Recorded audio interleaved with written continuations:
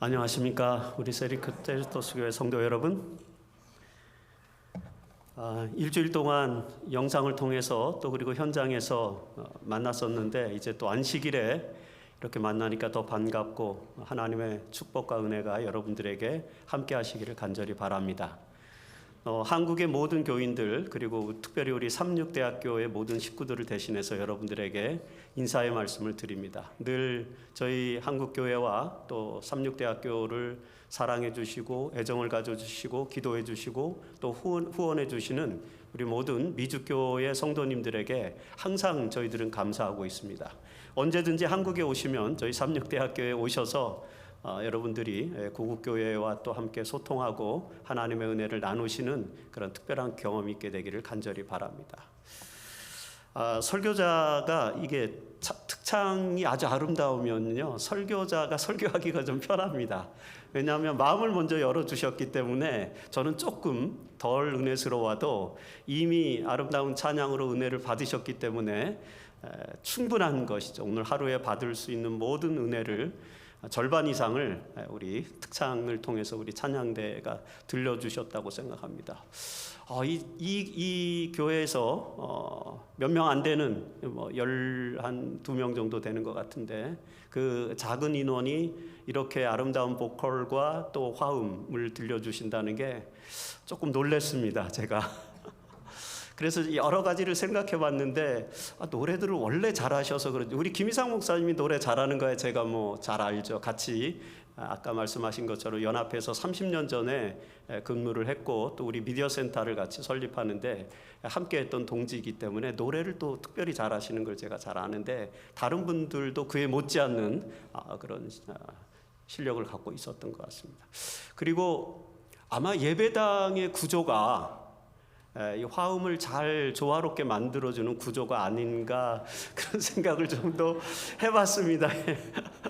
왜냐하면 제가 대학교에서 굉장히 많은 이제 찬양을 듣는데 이 정도의 그 적은 인원이 강력한 보컬을 이렇게 내기가 쉽지 않거든요. 저희 교회도 여기랑 같이 방주의 컨셉으로 교회를, 여기도 방주의 컨셉이잖아요. 교회가 제가 목사님께 들어보니까 삼육대학교에도 정확하게 노아방주의 컨셉으로 교회를 졌습니다. 그래서 두 교회가 약간 좀 비슷합니다. 이렇게 원형으로 이렇게 지어져 있고.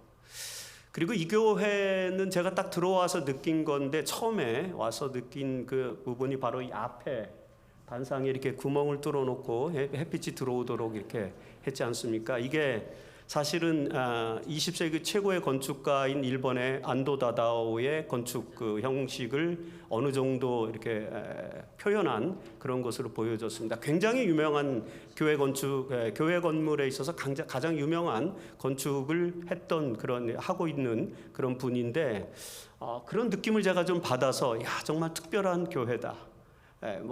일단은 그 건물, 이 물리적인 공간 특별하다. 그러니 그 안에서 신앙하시는 우리 성도님들은 더 말할 것도 없이 특별하겠죠. 그렇죠? 건물보다 사람 아닙니까? 네, 사람이 더 위대하죠. 건물보다도. 그렇죠? 여러분들은 아마 자긍심을 가지고 지금까지 신앙생활을 해오셨을까라고 생각을 합니다. 다시 한번 여러분들의 신앙삶을 축복드리며 하나님의 은총이 여러분들의 생애에 늘 함께 하시기를 간절히 기도합니다. 제가 이번 세미나를 부탁을 받고 준비해 온 것은 기독교의 역사와 미래 그리고 재림교회 희망의 신학을 향하여라는 그런 제목을 가지고 왔습니다. 월요일부터 제가 금요일 어제까지 기독교 2000년 역사를 5개의 시대로 구분을 해서 말씀을 드렸고요. 그 5개의 시대가 기독교가 1세기에 포메이션 되었고 그 다음에 5세기부터 이게 디포메이션 되었다가 16세기에 리포메이션 되었고 20세기 와서 트랜스포메이션 되었다라는 그런 말씀을 드렸고요. 마지막 어제 강의에서는 이제 컴플리션, 완성을 위해서 어떻게 해야 될 것인가에 대한 그런 말씀을 드렸습니다. 기독교 역사 2000년의 역사를 좀 정리를 해드렸고요. 이제 오늘 오후에는 제가 재림교회 애드벤티즘, 재림교회 신학이 그러면 어떻게 이 마지막 그리스도의 재림과 이 역사의 완성, 기독교 역사의 완성을 위해서 희망의 신학이 되어야 할지에 대한 우리 재림교회의 리부팅, 애드벤티즘의 리부팅, 을 한번 말씀을 드리려고 하고, 그 중간에 이 안식일 설교에서는 2000년 기독교 역사를 좀 정리하면서 우리는 어떤 부분을 좀 준비해야 될 것인가. 즉 다시 말해서 어제 저녁에 제가 드린 말씀은 기독교의 역사의 완성을 위해서 우리에게 필요한 과제가 무엇인지에 대해서 좀 생각을 해보았는데요. 그 전체적인 과제, 그리스도인들로서 이 시대에 하나님의 나라를 완성시키기 위해서, 즉 인류 역사를 완성시키기 위해서 우리에게는 어떤 희망과 미래를 창출해야 될 것인가. 그렇게 하기 위해서는 저와 여러분이, 즉 다시 말해서 제7안식일 예수 재림교인들이 어떤 자세로 살아가야 될 것인가에 대해서 안식일 설교를 좀 나누려고 준비를 해왔습니다. 특별히 성경을 배경으로 해서 이런 말씀을 좀 드리려고 생각을 해보니까, 성경에는 여러분들이 잘 아시는 것처럼 기독교 역사 2000년을 역사주의적 관점에서 꿰뚫는 그런 예언들이 여러 내용들로 있습니다. 그렇죠? 그 중에서 특별히 요한계시록에는 뭐 7교회라든지 7인이라든지 7나팔이라든지 이렇게 7쌍으로 구성된 예언을 통해서 이걸 역사주의적으로 해석하면 1세기 초기 교회부터 20세기, 21세기 오늘 우리의 시대까지 하나님의 교회가 어떤 모습으로 살아가는지, 그리고 인류 역사가 예언사적으로 어떤 상황으로 진행돼 가는지에 대한 예언적 안목의 기록들이 담겨져 있습니다.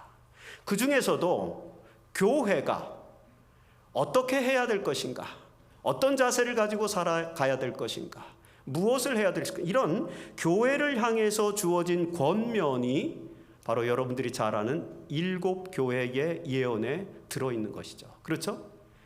그래서 저는 오늘 여러분들과 더불어서 7교회에 나타난 예언의 내용들을 핵심적으로 좀 살펴보려고 합니다. 특별히 모든 내용을 다 살펴볼 수 있는 시간은 안 되기 때문에 7교회에 주어진 여러 권면들 중에서 책망 부분을 저희가 좀 살펴보려고 합니다. 왜 책망 부분을 살펴봐야 될까요? 네, 하나님께서 에베소 교회를 향해서 어떤 책망을 주셨는지, 그리고 마지막 라오디게아 교회를 향해서 어떤 책망을 주셨는지를 저희가 살펴보면은 기독교 역사의 매 시대 또는 이 시대를 살아가는 그리스도인들이 어떻게 살아야 하는데 그들의 삶의 모습이 좀 하나님이 보시기에 부족한 점이 있다는 것이죠. 그래서 그 부족한 점을 지적하시면서 적어도 하나님의 교회는, 그것이 에베소 교회든 그것이 서머나 교회든 그것이 버가모 교회든 그것이 두아디라 교회든 라오디게아 교회든, 아니 그런 상징적인 표현들 말고 만일에 그것이 세리토스 교회라면 그 세리토스 교회에서 교회를 구성하고 있는 하나님의 백성들에게 하나님께서 주시는 책망의 기별은 무엇인가? 그것은 이제 그 책망을 통해서 우리의 삶을 개선해서, 그렇죠? 하나님의 나라를 완성하기 위해서 우리가 어떻게 살아가야 할 것인지에 대한 구체적인 지침을 주시는 거기 때문에 한번 그 내용을, 책망에 대한 내용들을 에베소 교회로부터 라오디게아 교회까지의 내용들을 살펴보면서 이 내용을 오늘 우리 시대에 적용해 보는 그런 방식으로 갖도록 말씀을 제가 좀 준비를 했고 그 말씀을 전하도록 하겠습니다. 아마 화면이 안 나가는 것 같아서 제가 다시 한번 세팅을 해드리도록 하겠습니다.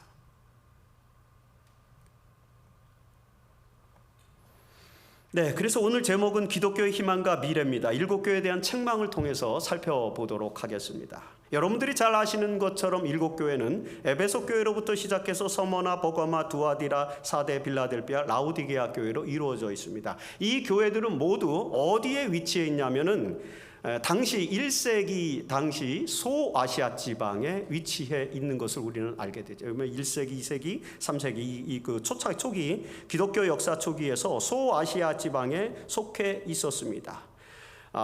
뭐 지도를 보시면 거기는 아시아 지방도 있고 밤빌리아 지방도 있었고 무시아 지방도 있었고 갈라디아 지방도 있었어요. 그래서 여러분들이 신약 성경을 읽다 보면은 뭐 갈라디아 교회에게 보내는 편지, 갈라디아서 이런 것들은 그 갈라디아 지방에 속한 어떤 교회들, 뭐 루스드라든지 이고니온이라든지 더베와 같은 것들을 말하는 것이고요.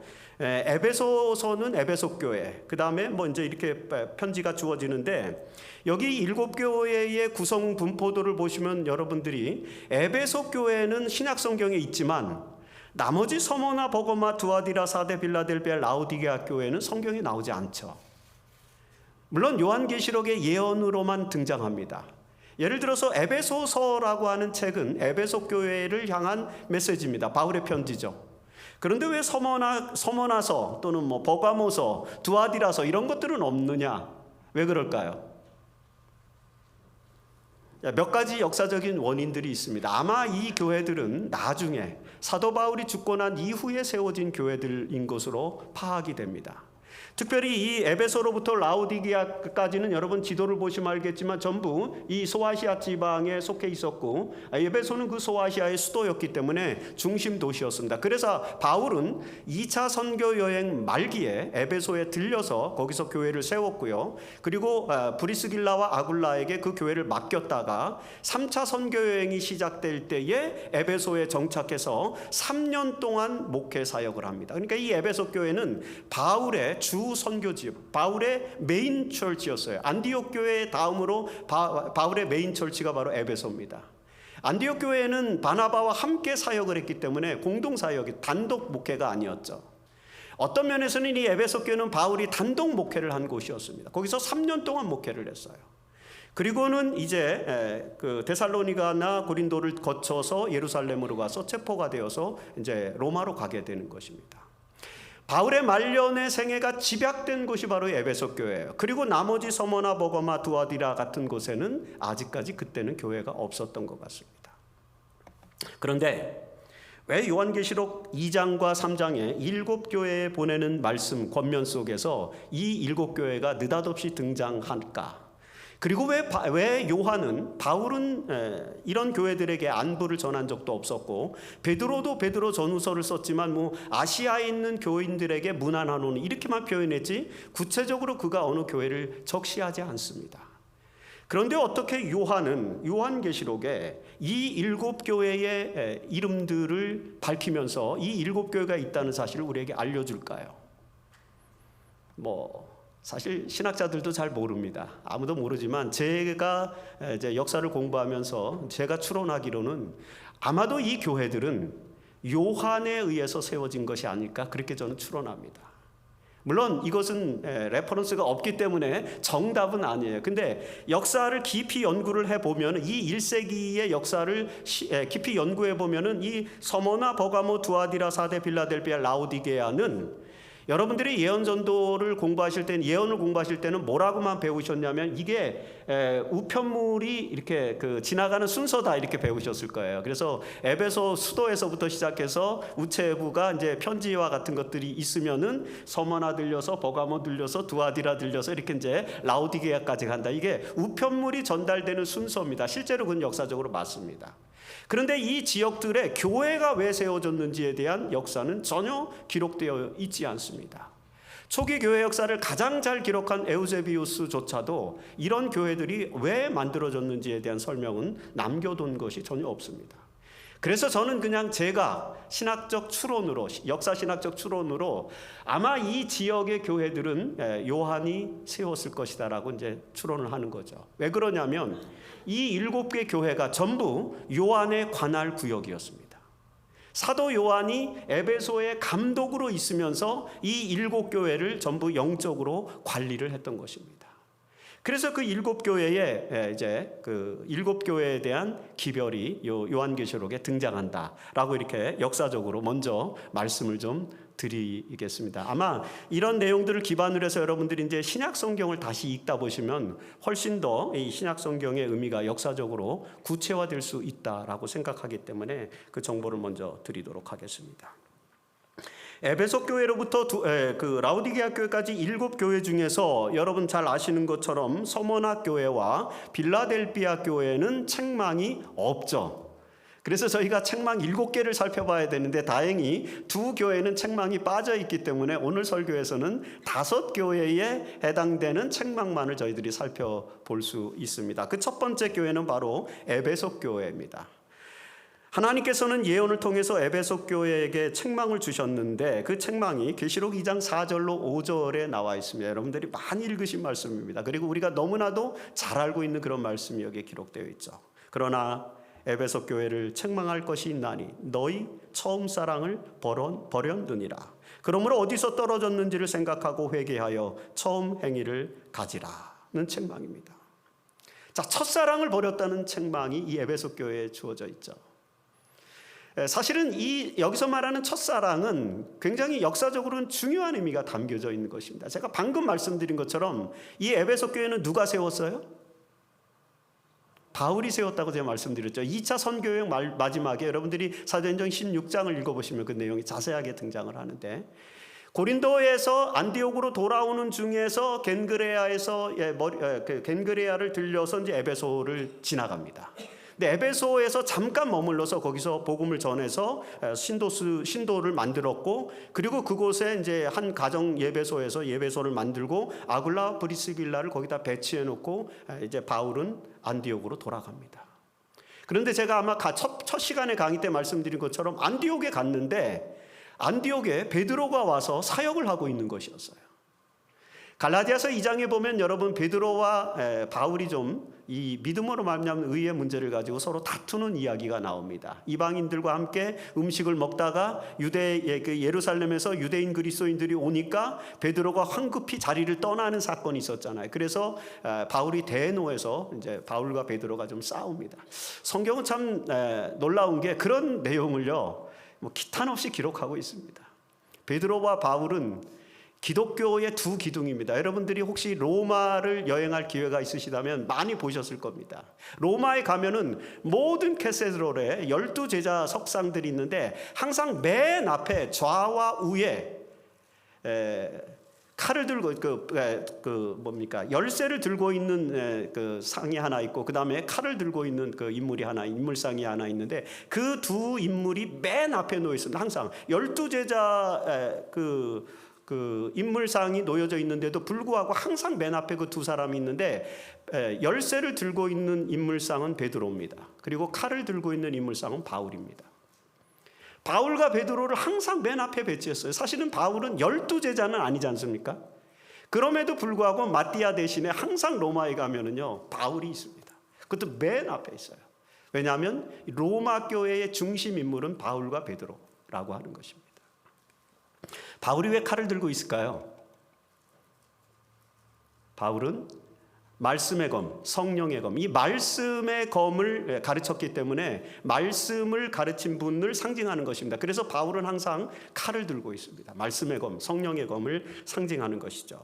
이런 인물이죠. 그 바울과 베드로가 안디옥에서 좀 관계가 좀 소원했기 때문에 바울이 안디옥에 가보니까 베드로가 와서 정착해서 감독으로 사역을 하고 있는 것이, 물론 우리 성경에는 안 나옵니다. 근데 유세비우스라고 하는 역사학자가 그렇게 써놨어요.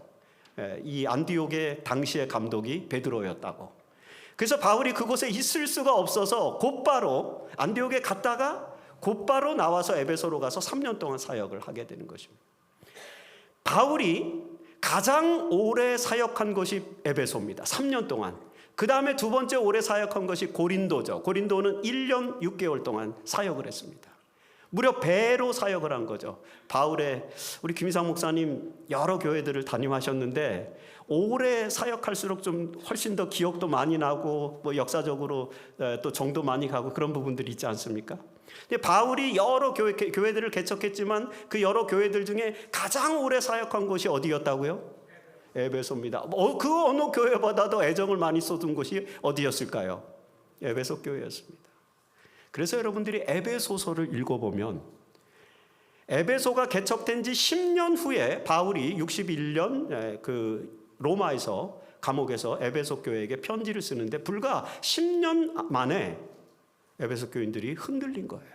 믿음이 흔들리고 바울이 그들에게 애정을 쏟고 그 다음에 하나님의 사랑을 전하고 그들이 예수 그리스도 안에서의 구원의 기쁨을 경험하게 하고, 그래서 완전한 그리스도인의 신앙의 기쁨을 경험했던 이 에베소 교회가 불과 10년도 안 돼서 그들의 신앙이 후퇴하는 것이죠. 이런 모습들을 아마 요한은 알고 있었을 거예요. 왜냐하면 요한은 적어도 AD 70년, 80년경부터 이 에베소 교회에 정착해서 에베소 교회의 감독으로, 에베소 교회 일대 감독은 아굴라와 브리스길라일 거고, 그 다음에 그 이후로는 디모데가 주로 에베소에서 감독을 했고요. 디모데 이후에 이 에베소를 섬겼던 인물이 바로 사도 요한입니다. 그 초기 교회 역사에 보면 그런 계보들이 있어요. 사도 요한이 이 에베소 교회의 핵심 인물이었어요. 그는 거기서 돌아가셨어요. 그 정도로 에베소의 헌신적이었던 이 사도 요한은 에베소의 모든 상황들을 다 알고 있었을 것입니다. 그런데 여러분 한번 생각해 보세요. 바울이 세웠고요. 바울이 3년 동안 목회했고요.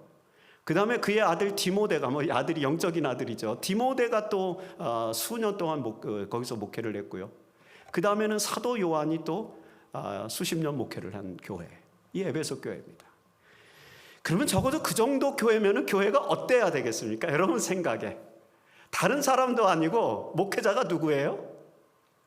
바울, 디모데, 사도 요한. 이들에 의해서 이 에베소 교회는 거의 한 40년, 50년 동안 교회를 운영을 했는데, 그 정도 교회라면 하나님 나라를 세워야 되지 않습니까? 그 정도면, 그 정도의 목회자, 그 다음에 그 정도의 도시, 또 에베소, 이런 정도면요. 근데 여러분 놀랍게도 그런 교회조차도 책망받을 게 있는 것입니다. 어느 한 목회자의 헌신과 희생으로 교회가 올바로 서는 것이 절대 아닙니다. 아무리 좋은 지역에 있다 할지라도, 그리고 아무리 큰 교회를 가지고 있다 할지라도 그것이 결코 하나님의 나라를 대변하는 것이 아니라는 사실을 우리는 에베소 교회를 통해서 보게 되는 것입니다. 그래서 큰 교회를 세우고 아주 훌륭한 목사가 와서 목회를 하는 것 이상으로 더 중요한 것은 뭐냐면 그 교회를 구성하고 있는 구성원들죠. 교인들의 사랑과 희생과 헌신인 것입니다. 그것이 없으면 아무리 위대한 설교자, 아무리 훌륭한 목회자, 여러분 누굽니까? 사도 요한이에요. 바울이에요. 우리는 이 말씀에서 참 많은 생각을 좀 해보게 됩니다. 첫사랑을 버렸다는 것, 이게 우리가 처음 그리스도를 믿고 신앙을 받아들이고 그리고 하나님의 백성으로서 살고자 결심했던 그 첫 결심, 우리가 하나님의 자녀로 하나님의 나라를 이 땅에 세우겠다고 하는 그런 헌신, 이 헌신이 문화화되지 않고 세속화되지 않고 지속적으로 우리의 삶 속에서 이어져 나가야 하는 것. 그래서 바울은 경건에 이르기를 날마다 훈련하라고 이야기한 것입니다. 그리스도인들에게 있어서 가장 중요한 것은 바로 그 경건함입니다. 기독교 신학에는요, 영성과 경건이라는 두 단어가 있어요. 근데 이 영성과 경건은 굉장히 구별된 단어입니다. 영성은 주로 캐톨릭의 신학 사상을 이렇게 표현해 주는 그런 단어죠. 영성이란 뭐냐면 세속과 독립돼서 수도원이라든지 아니면 재림면서원과 같은 곳에서 고립돼서 하나님과의 만남을 중심으로 생활하는 것이 바로 영성 생활입니다. 근데 현대인들은 영성 생활을 하기 굉장히 어렵죠. 그래서 16세기 프로테스탄트가 종교개혁을 하고 난 다음에 17세기에서 독일에서 슈페너와 프랑케에 의해서 경건주의 운동이 벌어졌는데 그래서 프로테스탄트의 영성은 사실은 개톨릭적 영성이 아니라 기독교적 경건입니다. 경건이라고 하는 건 뭐냐면 이 세상 안에 있으면서 세속 안에 살면서 세속을 하나님의 나라로 변화시키기 위해서 적극적으로 하나님의 뜻을 실현하기 위해서 사는 삶을 말하는 것입니다. 영성이 힘들겠습니까? 경건이 힘들겠습니까? 네, 영성은 쉬워요. 여러분 짐 싸들고 어디 가시면 돼요? 재림연손 들어가시면 됩니다. 그러면 일주일만 금식 기도하고 일주일만 기도해도 기도하고 금식 기도하고 말씀 읽고 하면은 영성이 충만해집니다. 하나님을 만나고자 하는 그런 열정이 충만해져. 영성은 그렇게 하면 돼요. 그래서 수도원에 가든지 아니면 재림연손 같은 그런 특별히 독립된 공간에 가서 우리가 생활하면 하나님과의 끊임없는 만남과 교제를 통한 신앙을 우리가 가져갈 수 있습니다. 그래서 캐톨릭은 그 수도원을 그렇게 많이 만든 것입니다. 타락한 캐톨릭을 이제 방어하기 위해서 수도원들을 많이 만들어서 그 수도원에서 영성을 추구했던 것이죠. 하지만 경건은 결코 그런 것이 아닙니다. 경건은 이 세상에 살면서 이 세계 디오네트에게 보내는 편지에 보면 이런 말이 있습니다. 그리스도인은 세상에 살지만 세상에 속하지 않은 사람들, 이렇게 정의하고 있어요. 이 세상에 살지만 이 세상에 속하지 아니한 사람들이죠. 경건이 바로 그런 것입니다. 세상에 살면서 모든 세상 사람들과 함께 생활하면서도 그들은 특별한 것이죠. 하나님의 사랑과 희생 안에서 살아가는 사람들을 말하는 것입니다. 이런 것이 에베소 교회에게 필요했다는 것입니다. 오늘 우리에게도 마찬가지죠. 우리 세리토스 교회에도 이런 생활이, 이런 신앙이 필요하다고 볼 수 있습니다. 가룟 기별 1권 387페이지에서 화이트 부인은 이렇게 말했습니다. 교회 안에 하나님에 대한 사랑이 점점 식어지고 그 대신 자신을 사랑하는 마음이 불끈 솟아 새로운 활동을 일으켜왔다. 하나님에 대한 사랑을 상실함과 동시에 이웃에 대한 사랑도 아울러 상실해버리고 말았다. 화이트 부인은요, 하나님에 대한 사랑만 강조하지 않습니다. 그분의 많은 말씀에 보면은 항상 이웃에 대한 사랑을 늘 강조하십니다. 그래서 이 말씀에서도 균형을 잃지 않고 하나님에 대한 사랑을 상실했을 뿐만 아니라 이웃에 대한 사랑도 상실해버리고 말았다라고 조화로운 말씀을 계속해서 하시는 거죠. 화이트 부인이 왜 선지자인지를 우리에게 알게 해주는 부분입니다. 우리는 대부분 하나님과의 코이노니아, 하나님과의 관계에는 충실합니다. 그거는 부인하지 않아요. 근데 정작 우리의 삶 속에서 이웃과의 관계, 디아코니아, 이 부분에 있어서는 상당히 우리가 부족한 것이 굉장히 많은데, 항상 그리스도도 그랬고 그 다음에 화이트 부인도 그러고 우리에게 주시는 권면의 말씀 속에서는 이 코이노니아와 디아코니아, 하나님에 대한 사랑과 이웃에 대한 사랑이 늘 조화롭게 이루어져 있는 것이죠. 그래서 우리 교회가 참된 하나님의 교회가 되기 위해서는 코이노니아와 디아코니아가 균형을 이루어야 됩니다. 하나님에 대한 사랑과 이웃에 대한 사랑, 이것을 다 상실해버리고 말았다는 거죠. 비록 교회가 에베소 교회가 들은 바 모든 칭찬하는 말을 들을 수 있다 할지라도 중대한 경건성이 부족할 수 있다. 여러분, 처음 사랑을 버렸다는 말이 무슨 말입니까? 경건함이 사라졌다는 그런 이야기입니다. 21세기 이 땅에 하나님의 나라가 도래하려면, 기독교 역사가 완성되려면 가장 먼저 필요한 것은 그리스도인들의 경건함입니다. 우리 학생들하고 이 주제에 대해서 정말 많은 대화를 나누고 매 수업마다 저희가 대화를 합니다. 그래도 세상은 점점 그 경건으로부터 멀어져가는 모습을 저희들은 보게 되는 것이죠. 어떻게 하면 우리는 첫사랑을 회복할 수 있을까요? 어떻게 하면 우리는 그리스도인으로서 경건함을 회복할 수 있을까요? 이 평생의 과제를 여러분, 이 교회에서 성도님들과 함께, 그리고 목사님과 함께, 교회 지도자들과 함께 고민하고 기도하고 모색하고 해결해야 됩니다. 그래야만 기독교 역사가 완성되는 거죠. 하나님의 나라가 이루어지는 것입니다. 그것 없이 그저 문화적으로 패턴화돼서 또는 형식적으로 우리가 재림교인으로서 신앙생활하는 것은 저도 마찬가지지만 40년, 50년 신앙생활에도 똑같은 모습인 것입니다. 하나님 나라는 요원한 것이죠.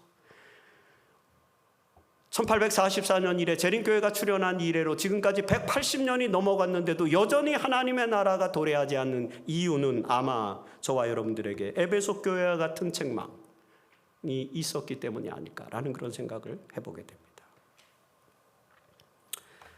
두 번째는 이제 서머나교회에는 책망이 없었으니까 우리가 서머나교회는 넘어갔는데, 왜 그러냐면 서머나교회는 그 이름 자체도 그렇고 서머나교회는 핍박, 환난을 받은 교회입니다. 제가 첫 시간에 기독교 역사 속에서 굉장히 많은 핍박을 받은 그런 사례들에 대해서 말씀을 드렸고, 테르툴리아누스는 기독교의 성장과 발전은 순교자의 피가 씨앗이 되어서 발전했다, 이런 말씀, 이런 이야기까지 할 정도로 기독교의 박해는 굉장히 처참했던 것을 우리가 알게 되잖아요. 그래서 이 서문학교에 대한 책망은 없었어요. 그 서문학교에는 감독이 누구였냐면은 폴리카르푸스라고 하는 사람이었는데, 여러분 폴리카르이 누굽니까? 2세기 순교자 중에 가장 유명한 사람, 86세에 화형을 당하면서 하나님께서 86년 동안 나를 부인하지 않으셨는데 내가 어떻게 예수님을 부인할 수 있겠느냐라고 고백하면서 찬미를 부르면서 화형당한 그 굉장히 유명한 인물 있지 않습니까? 그게 폴리카르푸스예요. 그 폴리카르푸스는 누구냐면요, 서문학교의 감독이었는데 사도 요한의 직계 제자였습니다. 사도 요한의 직계 제자. 그걸 우리가 어떻게 하냐면은 그 폴리카르푸스의 제자가 이레네우스라고 하는 사람인데, 이레네우스가 글에다가 뭐라고 썼냐면은 사도 요한의 직계 제자인 폴리카르푸스로부터 내가 신앙을 배웠다, 이렇게 기록했어요. 그러니까 계보가 딱 나오죠. 이레네우스의 스승은 누구예요? 폴리카르푸스고, 폴리카르푸스의 스승은 누구예요? 사도 요한이고, 이렇게 그 사도 요한과 함께 목회를 했던 인물이고 당당하게 순교를 당한 인물, 그게 서문학교인데, 그래서 거기는 책망이 없습니다. 순교자의 정신으로 살면 아마 책망이 없나 봐요. 우리도 좋은 방법은 이제 순교자의 정신으로 살면 되는 거죠, 그렇죠? 순교자의 정신으로 살면 하나님이 책망하지 않고 우리에게 축복을 주신다. 캐톨릭에서도 이 메리트, 공로를 쌓아야 이제 천국에 가게 되는데, 공로를 가장 많이 쌓을 수 있는 제일 좋은 방법은 1번이 순교입니다. 순교자가 되자 그 순간 공로가 차고 넘쳐서 바로 천국으로 가는 그런 이제 교리를 만들었죠. 캐톨릭의 교리는 그렇습니다. 그 다음 이제 세 번째 교회가 바로 버가모 교회인데, 오늘날 이 버가모는 이제 페르가마라고 하는 이제 어디입니까? 터키의 한 지역에, 여기 해안가 저 지역에 있지 않습니까? 버가모라고 하는 지역이죠. 이 지역은 고대 헬레니즘 문화의 중심지였습니다. 여기에 제우스의 재단이 있었어요. 그러니까 제우스의 재단이 있었다는 것은 고대 그리스 문명의 집중지였다고 할 수 있고요. 특별히 여기에 아스클레피오스를 섬기는 의학의 도시가 바로 이 버가모에 있었습니다.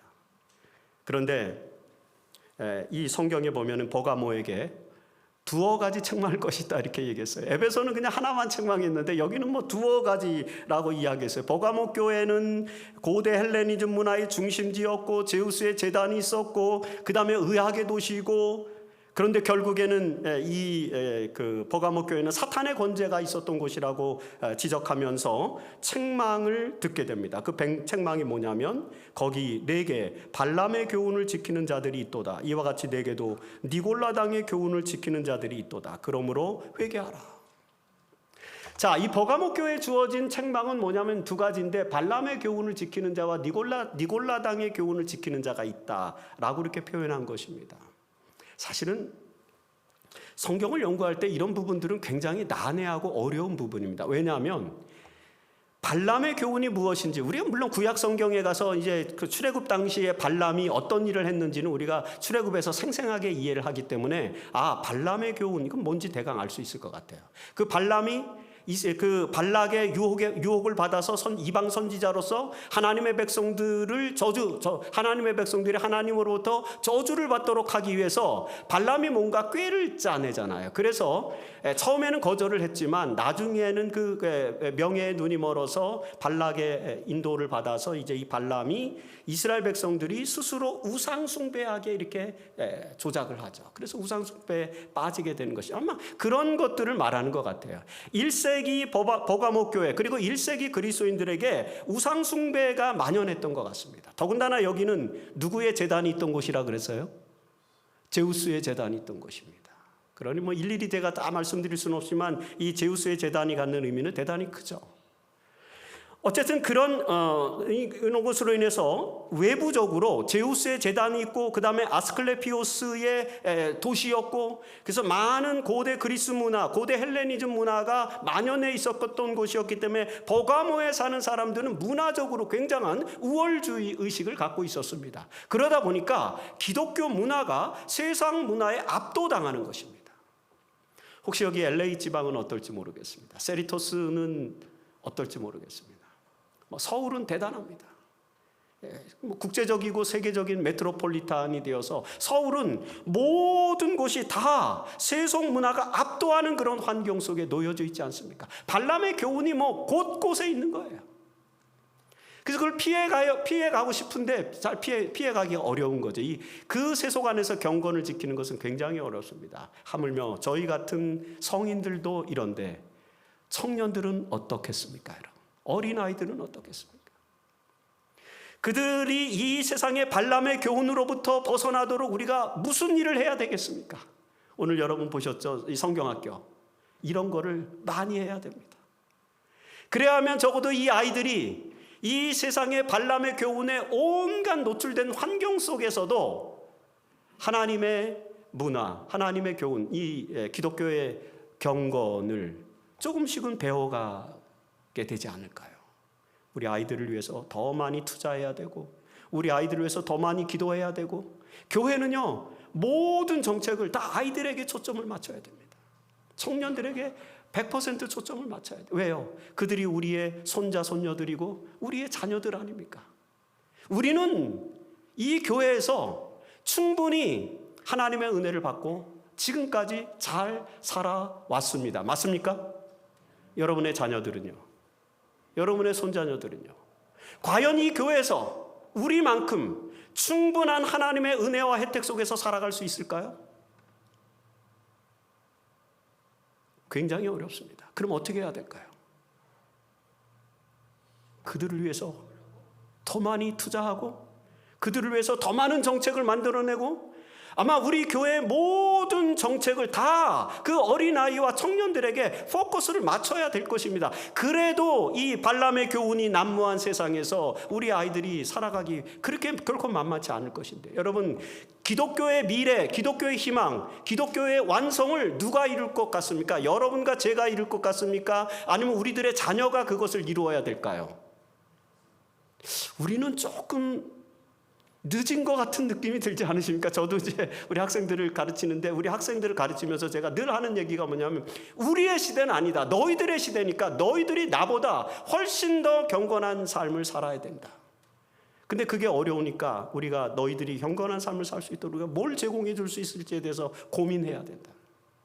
날마다 그 이야기를 가지고 학생들하고 대화를 나눕니다.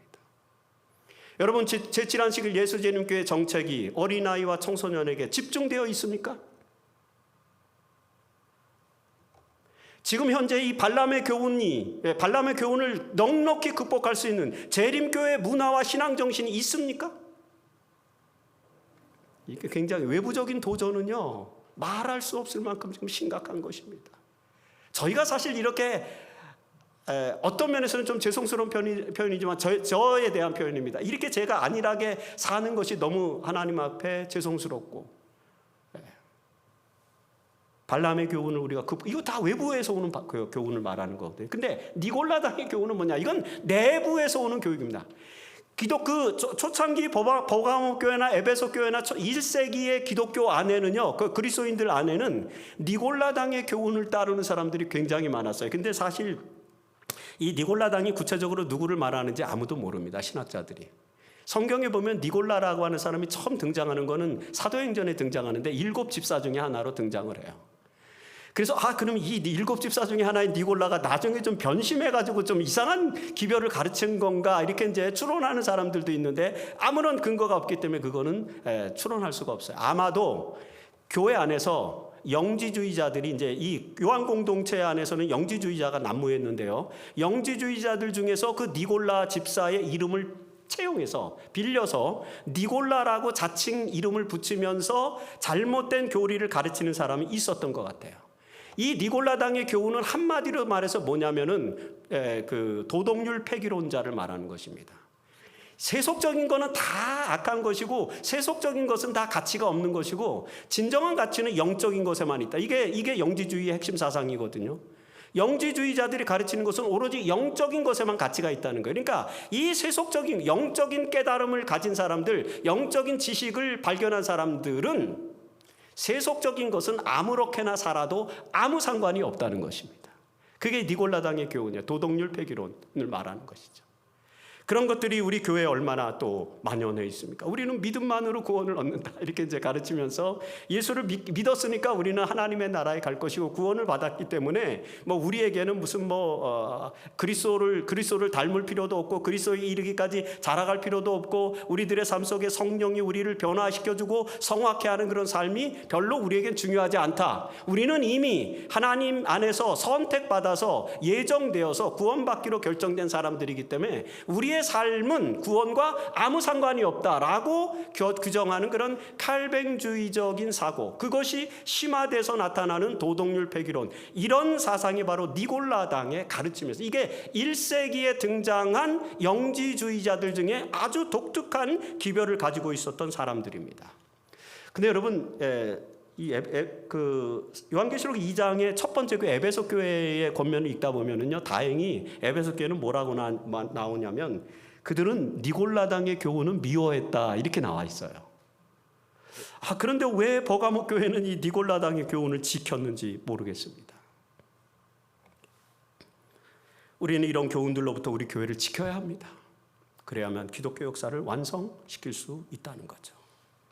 두아디라 교회, 역사적으로는 중세 교회를 상징하는 이 어마어마한 교회. 두아디라 교회는 워낙 부자였던 그런 지역. 두아디라 자체가 굉장히 부유한 상업 도시고 그 두아디라 출신 중에 하나가 바로 루디아 여인이죠. 여러분, 빌립보 교회를 만든 그 루디아 여인이 바로 두아디라 출신인데 그도 자주색 옷감 장사였잖아요. 돈을 많이 번 사람이에요. 두아디라는 굉장히 경제적으로 풍요로웠던 도시였고요. 군사 도시였고요. 상업조합들이 활발했는데 특별히 두아디라에서 가장 발전한 게 뭐냐면 염색업. 그래서 루디아 여인 등장하는 겁니다.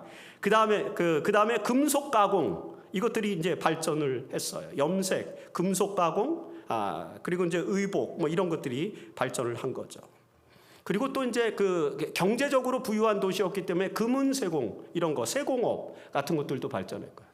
이 두아디라 교회에 보내는 권면들을 우리가 두아디라 교회에 보내는 권면에서 이제 책망할 내용들을 보면은 그래서 두아디라 교회는 자칭 선지자라는 여자 이세벨을 용납하였고, 여러분 아시는 거죠? 중세 교회는 이제 로마 캐톨릭 교회를 상징하지 않습니까? 그런 이제 교황을 최고의 하나님의 아들의 대리자로 삼으면서 그렇게 절대 권력을 누렸던 그런 기독교 역사를 우리가 보는 것입니다. 그 역사에 대해서 이제 지적을 하면서 자칭 선지자라는 여자 이세벨을 용납했는데 그 이세벨은 아합의 시대 때에 북방 이스라엘의 우상 숭배와 영적 간음과 권력 남용과 그리고 하나님의 백성을 타락시키는 그런 역할들 을 했어요. 물론 그 중에서도 여전히 하나님을 신실하게 섬기는 그런 선지자들이 존재했었다는 것을 우리는 또 보게 됩니다.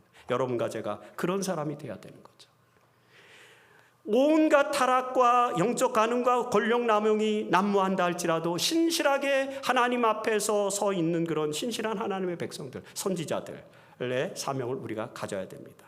그런데 이세벨은 자칭 선지자, 그들은 두아디라 교회는 자칭 선지자라는 이세벨을 용납해왔다 하는 것입니다. 그래서 그들이 음행을 했는데 이 음행을 회개해야만 되지만 회개하지 않는다라고 가르친 것입니다.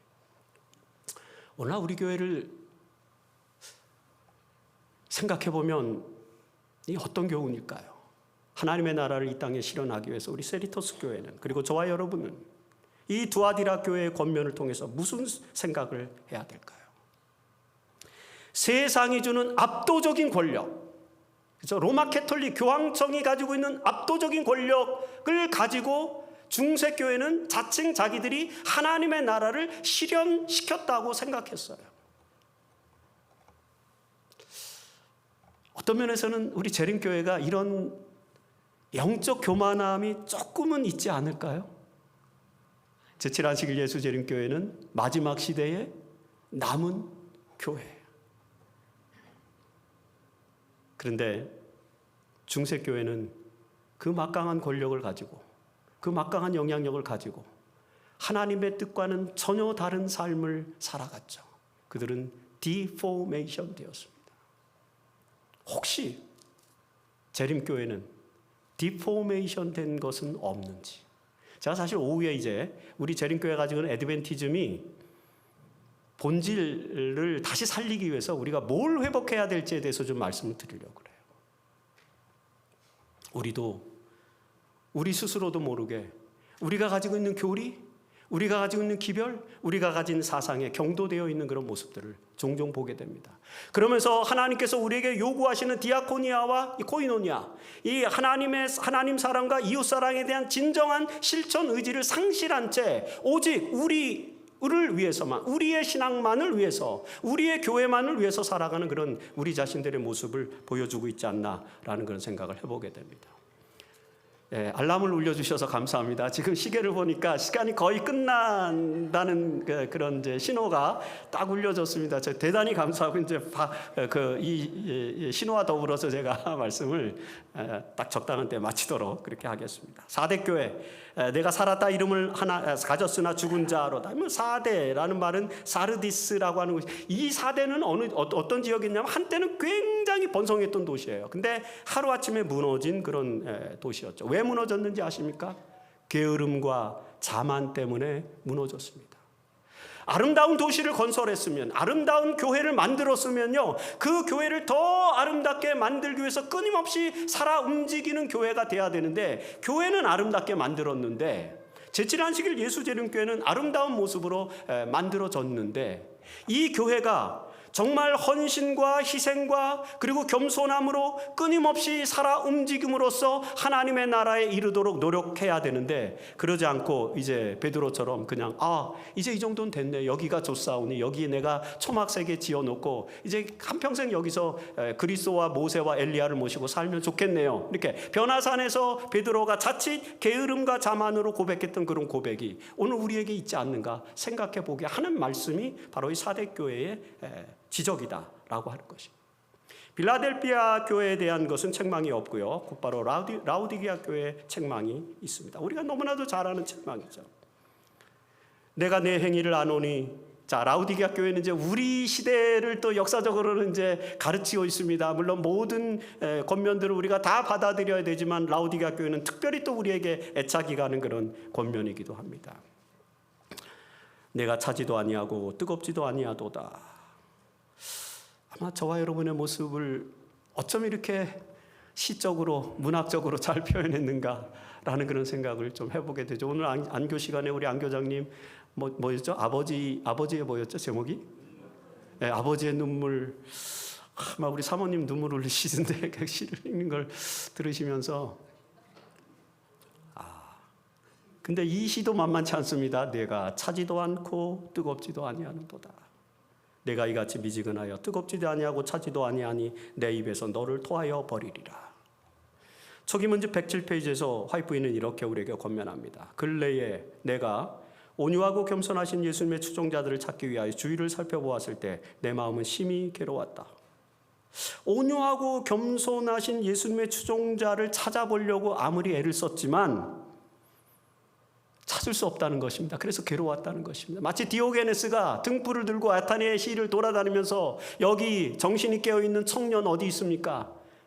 를 찾아 나선 것과 같은 그런 개념의 그런 어떤 표현들이 여기 들어있는 거죠. 그리스도의 신속한 재림을 기다린다고 공언하는 많은 사람들이 이 세상의 주류를 따라가고 있다. 그들은 하나님의 인정을 받기보다는 주위 사람들에게서 갈채받기를 훨씬 더 열렬히 구하고 있으며 그들이 갖다 나온 이름뿐인 교회들처럼 냉랭하고 형식적이다. 라우디게아 교회에 보낸 기별의 말씀은 그들의 현재의 형편을 잘 묘사해주고 있다. 그래서 하나님께서는 이 라우디게아 교회에게 이렇게 또 권면하죠. 내가 말하기를 나는 부자라 부요하여 부족한 것이 없다 하나 내 공고한 것과 가련한 것과 가난한 것과 눈먼 것과 벌거벗은 것을 알지 못하는도다. 내가 너를 권하노니 내게서 불로 연단한 금을 사서 부요하게 하고 흰옷을 사서 입어 벌거벗은 수치를 보이지 않게 하고 안약을 사서 눈에 발라 보게 하라. 여기서 금은 믿음을 상징하는 것입니다. 우리의 믿음 뭘로 연단되어야 된다고요? 불로, 시련과 그리고 각종 고난과 고통 속에서 연단받은 그런 믿음이어야 한다는 것입니다. 흰옷은 그리스도에 의해 옷입니다. 안약은 통찰력을 말하는 거죠. 이 안에 삼위일체 하나님이 들어있는 것입니다. 불로 연단한 금은 하나님을 믿는 강력한 믿음을 말하는 거죠. 아버지 하나님. 그 다음에 흰옷은 예수 그리스도에 의해 옷입니다. 그리스도가 함께 하셔야 됩니다. 그리고 안약은 통찰력인데, 우리에게 통찰력을 주는 것은 바로 선지적 사명 우리에게 주시는 분은 성령 하나님 아니십니까? 예언의 영을 우리에게 주시는 분입니다. 바로 그 예언의 영이 안약을 말하는 것입니다. 이렇게 안약을 통해서, 그래서 성부와 성자와 성령의 능력을 힘입어서 우리는 이 책망에서부터 벗어날 수 있고, 그래야만 기독교의 미래를 우리는 완성시킬 수 있다라고 말씀드릴 수 있습니다. 사랑하는 여러분들이시여, 하나님의 말씀의 교훈에 따라서 여러분들과 제가 이 시대를 하나님 나라의 완성으로 이끌어 가도록 위해서 더 헌신하는 저희가 되기를 간절히 바랍니다. 그래서 우리의 자녀들과 우리의 손자녀들에게 진정한 희망의 하나님의 나라를 만들어내는 위대한 사역에 동참하기를 간절히 바라면서 말씀을 마치도록 하겠습니다.